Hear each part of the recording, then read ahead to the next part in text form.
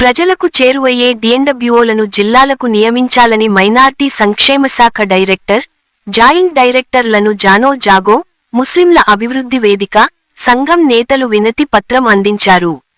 డిఎన్డబ్ల్యూఓగా ఉన్న సర్వర్ను సస్పెండ్ చేయాలని కోరుతూ జానో జాగో సంఘం జాతీయ అధ్యక్షులు సయ్యద్ నిసార్ అహ్మద్, కేంద్ర కమిటీ సభ్యులు మెహరాజ్ ఆధ్వర్యంలో సిరిసిల్ల జిల్లాకు చెందిన నేతలు మైనార్టీ సంక్షేమ శాఖ డైరెక్టర్ యాస్మిన్ బాషా, జాయింట్ డైరెక్టర్ ఖాసీంకు వినతిపత్రం అందజేశారు.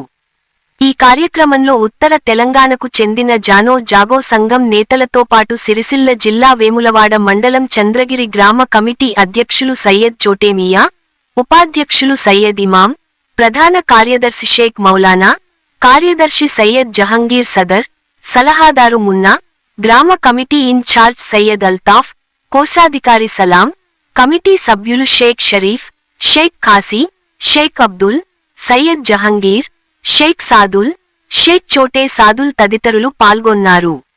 ఈ సందర్భంగా జానో జాగో సంఘం జాతీయ అధ్యక్షులు సయ్యద్ నిసార్ అహ్మద్, కేంద్ర కమిటీ సభ్యులు మెహరాజ్ మాట్లాడుతూ తెలంగాణ జిల్లాలలో ప్రజలకు చేరువయ్యే డిఎన్డబ్ల్యూఓలను నియమించాలని మైనార్టీ సంక్షేమ శాఖ ఉన్నతాధికారులను వారు కోరారు.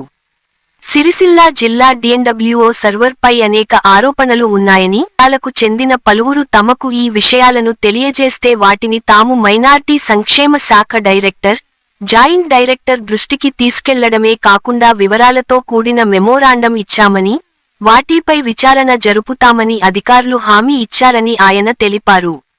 సర్వర్ను తొలగించి ఆయన స్థానంలో ప్రజలకు చేరువయ్యే అధికారిని నియమించాలని ఆయన కోరారు.